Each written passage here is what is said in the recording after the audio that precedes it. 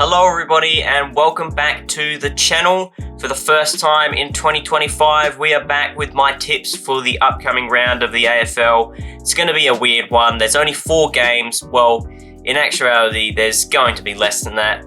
The Thursday night match is 100% going to be cancelled. That hasn't been confirmed as of recording this, but there's no way they're going to play a game in a cyclone. That's just ridiculous, and quite possibly the Gold Coast versus Essendon game is going to be postponed as well.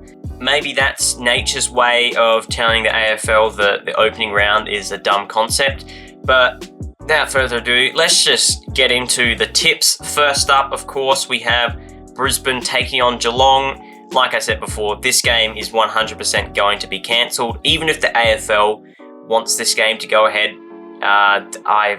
there's no way the Queensland government is going to allow it. That'd just be ridiculous. The Lions players and staff and everyone has said that they don't want to play the game. They can easily postpone it to round 3 when both teams have the same bye.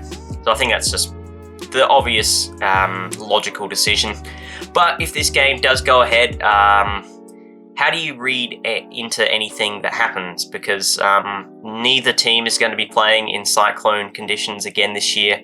So whoever wins, I think that's just it'd just be out of pure luck more than anything.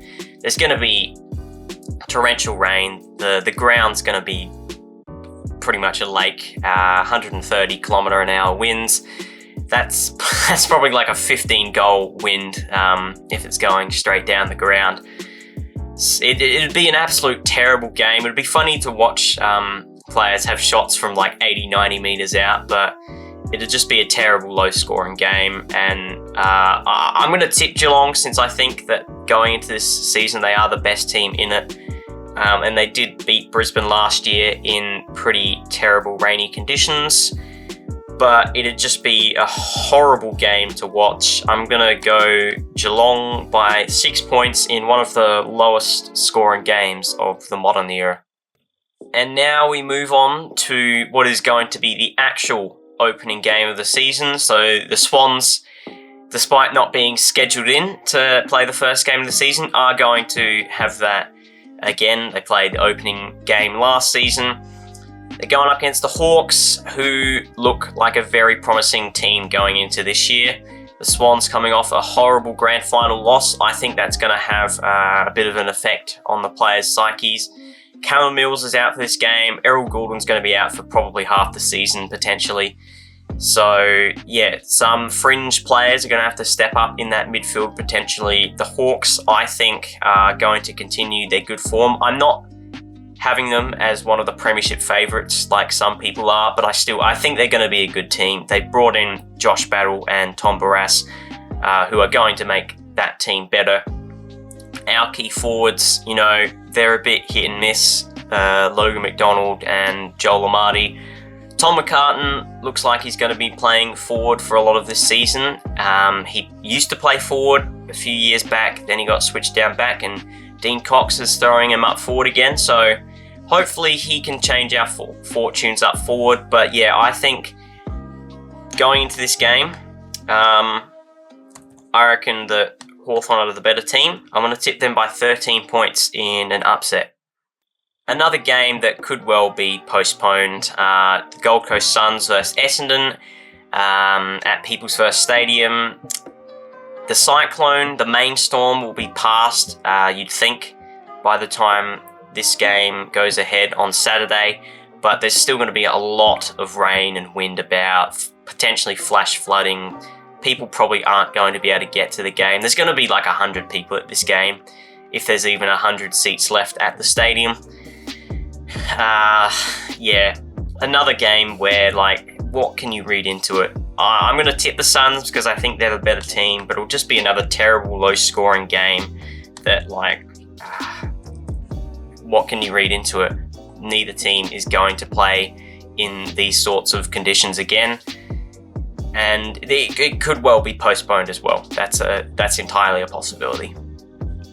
Back to Sydney for the final game of the round, where the weather is a bit better. These two teams played off in opening round last year at the same venue.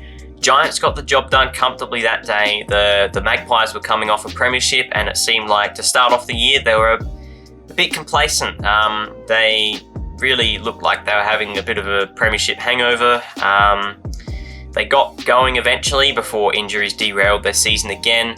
This time round, I think that Collingwood are the better team though. The Giants have lost a few players. Isaac Cumming, James Peatling, Harry Perryman. They did bring in Jake Stringer, but I think he might be under a bit of an injury cloud. I did read something about that, and he may not be available for this matchup, so that would be a bit of a loss for them. The Pies, they brought in Harry Perryman as well as Dan Houston, who won't be playing in this game because of suspension, as well as Tim Membry. So I think that they won't start off the year as poorly as they did last year, the Pies.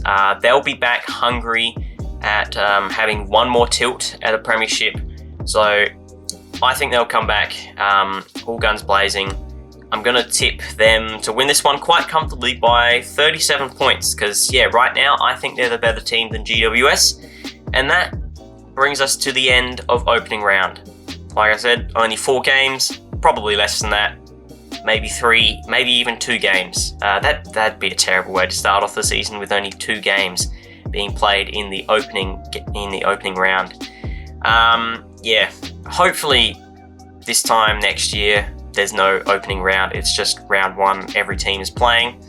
The concept is dumb. Why are we having less than half of the teams playing in the opening round of the season?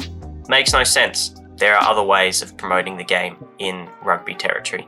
But anyway, if you did enjoy this video, please leave a like and subscribe. Comment down below some of your predictions for the first round. Will the games be cancelled in Queensland? Who's going to win and lose if they don't get cancelled? And I will see you all in the next one. Bye.